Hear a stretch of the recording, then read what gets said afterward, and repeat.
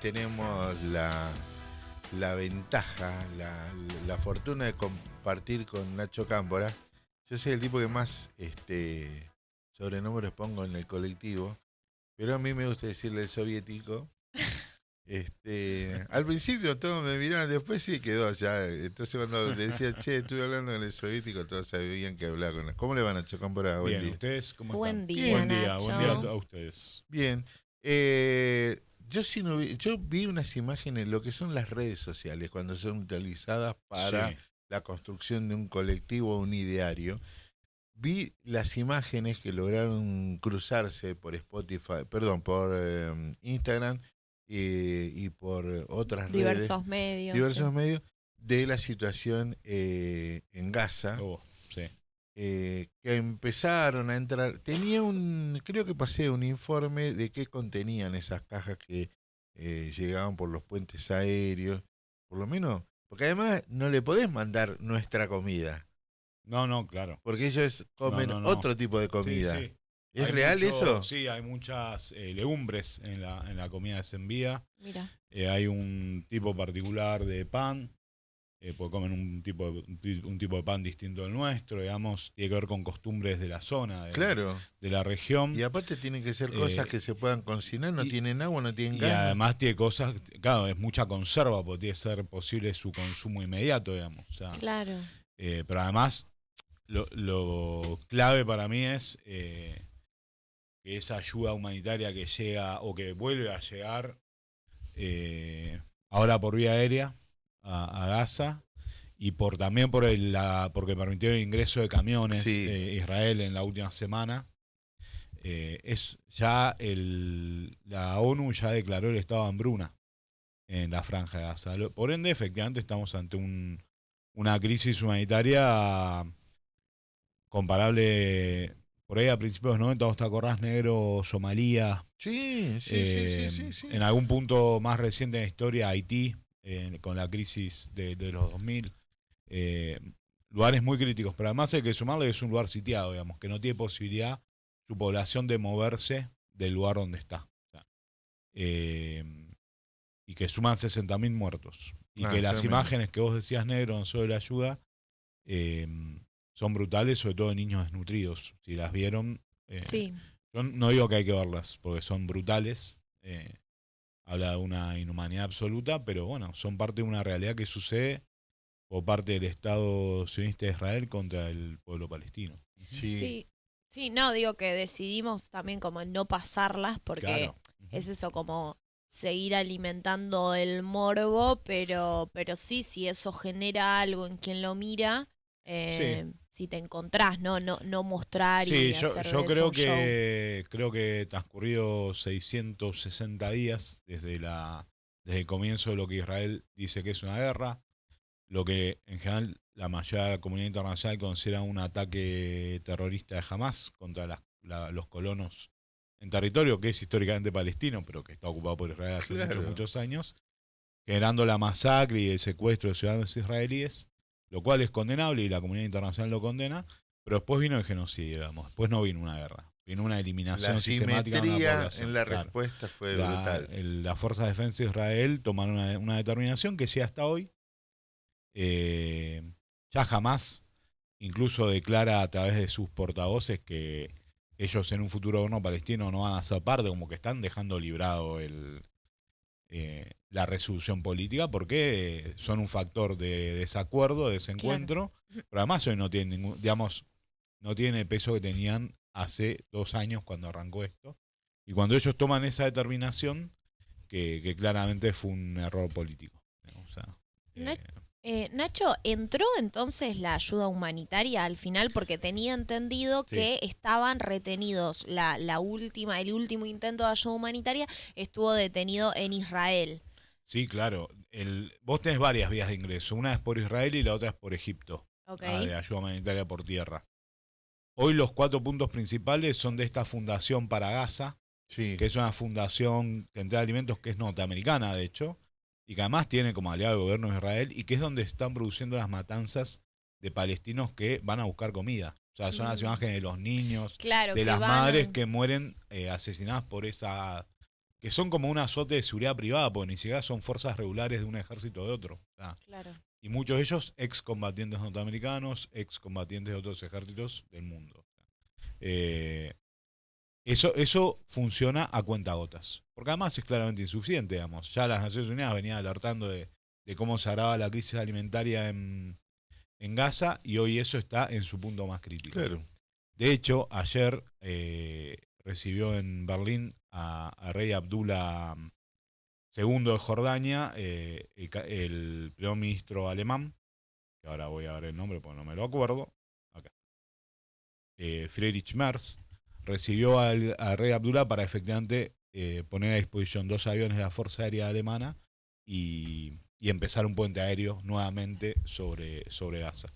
Pero bueno, empieza a haber una condena internacional. Eso para mí es lo trascendental para salir, digamos, de lo brutal que es la vida cotidiana de la gente de Gaza, lo terrible y criminal del accionar del Estado de Israel. Me parece que hay como hitos que van marcando un cambio en la subjetividad de la comunidad internacional. El primero es que ahora en las Naciones Unidas está la conferencia Dos Estados, se llama, que rescata, son 15 países occidentales en su gran mayoría, pero impulsada principalmente por Francia y por Arabia Saudita, que rescata la resolución de antes de la creación del Estado de Israel, que era la de 2 estados. O sea, eso ya está planteado desde 1948. Se ratificó en el 91 y en el 98 en Madrid y en Oslo, en sucesivas conferencias internacionales por la paz entre Israel y la Autoridad Nacional Palestina. Me parece eso es un dato interesante. Lo otro más directo fue Keir Starmer, el primer ministro británico, ayer en conferencia de prensa ante los medios británicos, dijo que si no había una tregua o paz en Gaza antes de septiembre, o sea, falta mucho, pero no tanto, Reino Unido va a reconocer el Estado palestino. Lo cual cambiaría el mapa geopolítico Sí, de quienes reconocen el Estado Con un reconocimiento cambia tu estatus, claro. Efectivamente. Y porque además es un país del Consejo de Seguridad, es un país que fue la potencia colonial de Palestina en épocas recientes, digamos, hasta la primera mitad del siglo XX. Y efectivamente viene generando esa subjetividad de que lo que está haciendo Israel es brutal, ¿no? Claro. Hablamos de Francia, hablamos de Inglaterra, hablamos de Alemania. Además, hay un solo alineamiento. Si Inglaterra y Europa se pronuncian, es porque Israel solamente tiene un alineamiento y con un gobierno, que es el de Trump. Bueno, Claro. de hecho, justo iba a entrar ahí. ¿Quiénes no se alinean, digamos? O sea, y ahí nos va a tocar de cerca a nosotros también. No me digas. Así que, bueno, efectivamente los que intentaron boicotear la conferencia fueron obviamente Israel y Estados Unidos, a través de sus representantes en las Naciones Unidas. De hecho, el ministro de Relaciones Exteriores de Israel en conferencia de prensa es Gideon, y no me voy a acordar el apellido ahora, Saad. El ministro de Relaciones Internacionales de Israel dijo que ante una pregunta del corresponsal de la BBC, medio oficial británico, medio público británico, le dice, bueno, que los medios internacionales se equivocaban en hablar lo que decía respecto a Israel, claro, como Estado genocida, incluso la BBC, y lo interpela directamente al periodista y le había preguntado. Así que, pero para mí lo paradigmático, más allá de lo brutal de esa interpelación que hace desde un lugar de poder el ministro de Relaciones Exteriores, es la sala de conferencia de prensa. Era ante corresponsales internacionales. Había 6 personas en una sala para 50, 60 personas, lo cual también marca que empieza a haber un aislamiento, porque Israel no acredita periodistas internacionales porque sabe que en términos generales van a terminar hablando del tema de Gaza. Mira. Entonces hay cada vez un aislamiento también en ese plano más explícito y brutal. Nacho, ¿sabés qué? Ayer nos contaba Manolo, a mí Au fuera de aire, para quien no saben, bueno, el columnista de política, que había leído que varios rectores de universidades de Israel estaban, o no sé si lo Sí, hicieron, un hay comunicado movimientos.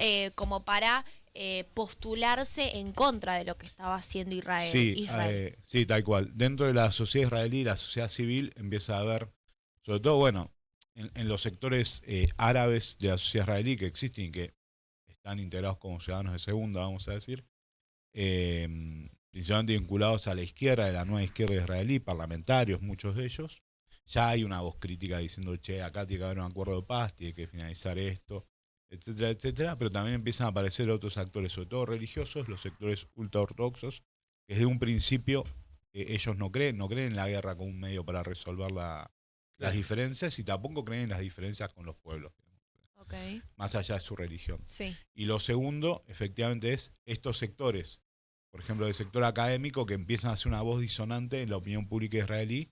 Hay que decirlo, te pueden aplicar leyes de seguridad nacional cuando vos tomás esa determinación en Israel. Parecido a lo que hablábamos hace un tiempo de Corea del Sur. Correcto. O sea, se aplica de la misma, o en Estados Unidos mismo. Sí, eso es lo que decíamos con Manolo, de bueno, también como se arriesgaron esos rectores, obvio, ese digamos, sector académico, sus vidas. Siempre en esta situación, y también uno podría vincularlo al apartheid en Sudáfrica hasta el 92, esos actores de la sociedad civil que definen, decir, che, yo estoy en contra de esto, está pasando en mi país, se la juegan doble, porque estar en un micrófono a miles de kilómetros o del otro lado de la frontera tiene un sentido, es valioso sin duda, pero cuando vos sos parte de esa sociedad, tenés una visibilidad X por el motivo que sea, por ser un deportista, por ser un intelectual, por ser quien seas, digamos, dentro de la sociedad civil,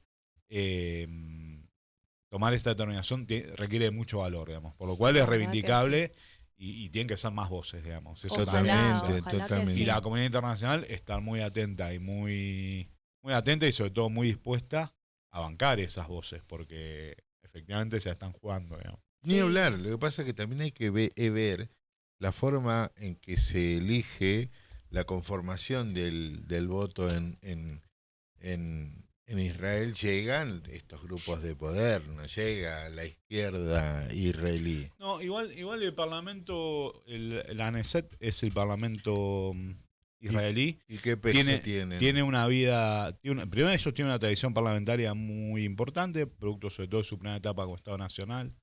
Voy a ir a Golda Meir, que hay una película muy buena en Amazon Prime, sobre su rol como primera ministra. Muy interesante. Ella fue asesinada, ¿no? No, Golda no. Ah. Indira, entonces fue Indira, me confundí. Indira Gandhi fue asesinada. También hay una película sí, sobre su rol como primera ministra de la India, interesantísima, ¿no? Pero el parlamento, y decía el parlamento israelí, efectivamente es un parlamento que hoy tiene una mayoría conservadora, una mayoría ultranacionalista y ultrarreligiosa, eso es así, como decís negro vos.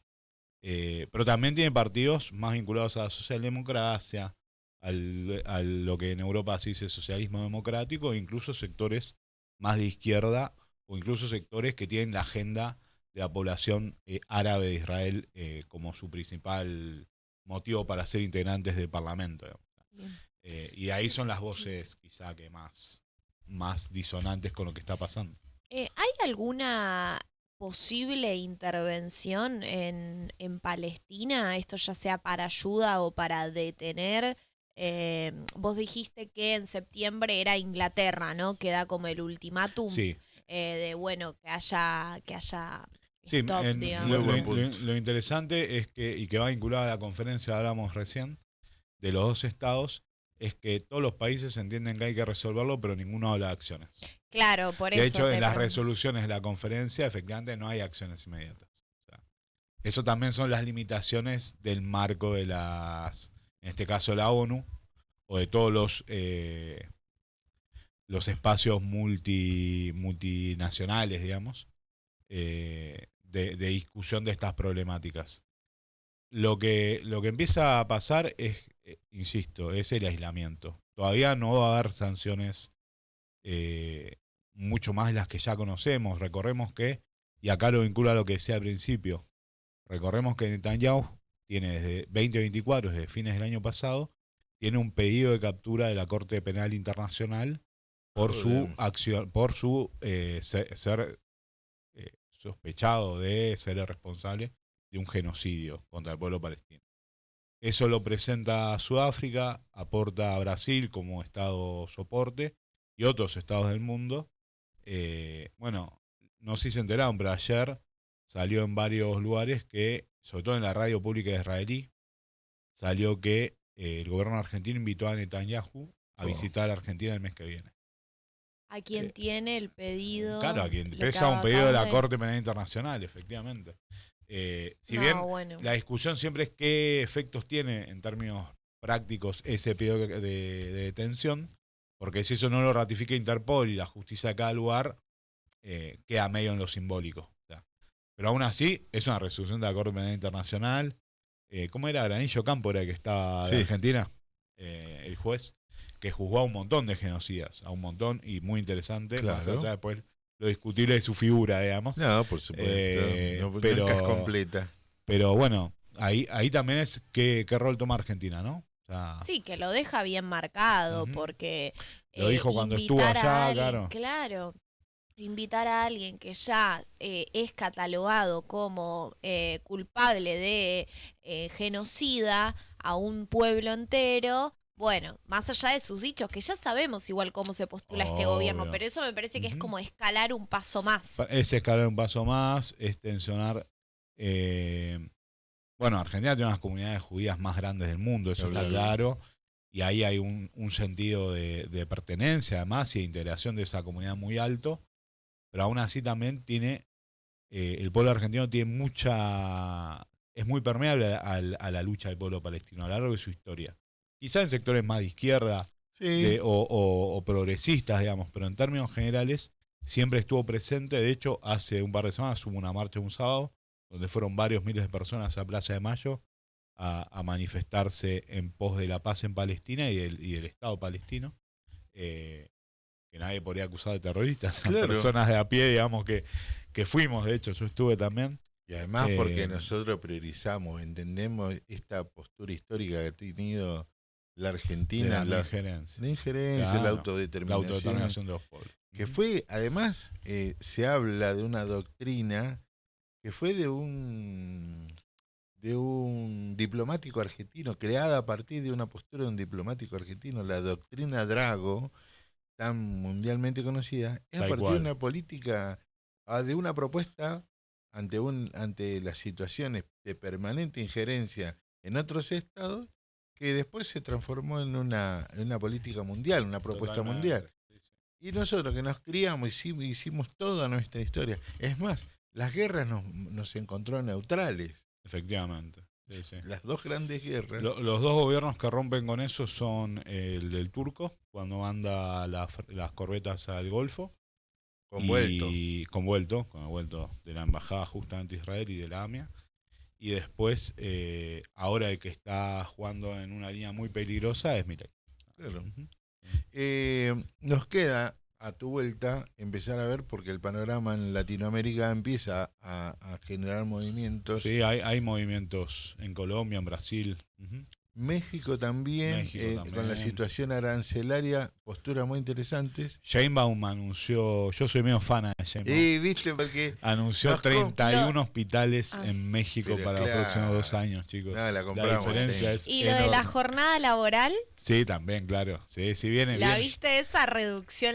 Reducción de la jornada laboral. ¿Te diste cuenta? Algo que nosotros sostenemos que es necesario para que trabajemos todos y vivamos mejor. ¿Te diste cuenta que Sheinbaum, vamos a tener un capítulo para Sheinbaum? Sí, podemos tenerlo. Porque además, el país más grande de América Latina de habla hispana.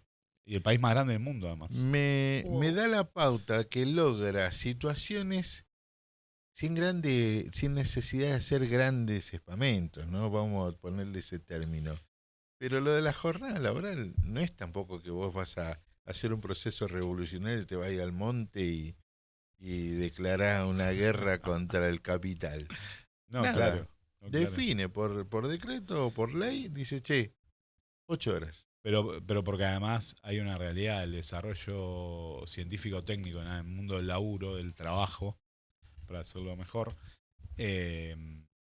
hoy genera que vos sos mucho más eficiente en menos cantidad de horas en tu Exacto. trabajo. Claro, porque vos Por después ende, ya te... le dejas mucha más ganancia a la empresa o a Pero, tu empleador o a quien sea Por supuesto. en, doy un en dato. menos tiempo. Entonces podríamos todos efectivamente laburar menos Ni hablar. y vivir mucho Escucha, mejor, y además que mucha más gente labure, digamos, que tenga acceso al trabajo.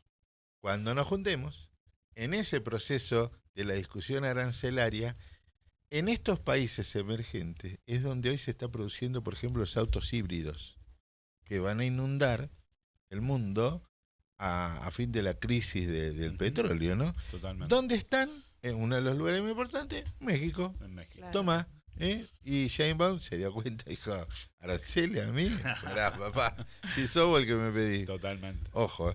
Che, Nacho, gracias, y éxitos en Salvador, tu Bahía. Gracias a ustedes. ¿Qué hay ahí en Salvador de Bahía que te lleva así, de manera así? El Congreso de la Central de Trabajadores y Trabajadoras de Brasil, la CTB, la segunda central de Brasil, aliada de la CUT, que hablábamos hace unas semanas. La CTB, ¿qué tiene que ver con el PTB?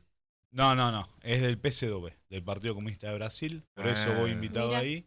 Yo porque soy varguista, ¿viste? Es parte de la Federación Sindical Mundial, Claro, está bien. así que vamos a estar allá con los compañeros y compañeras, Ate amigos. Bueno, Capital es tributario ahí, ¿no? Sí, claro, de la FSM. Del FCM. Sí, totalmente. En su retorno nos va a tener que contar. Todo. Obvio, Todo. les comentamos. Y alguna cosita. Obvio, Viste obvio. que Bahía tiene, ¿no te conoces una macumba? No. Alguna cosita. No, porque esas señoras de vestido blanco son ásperas también.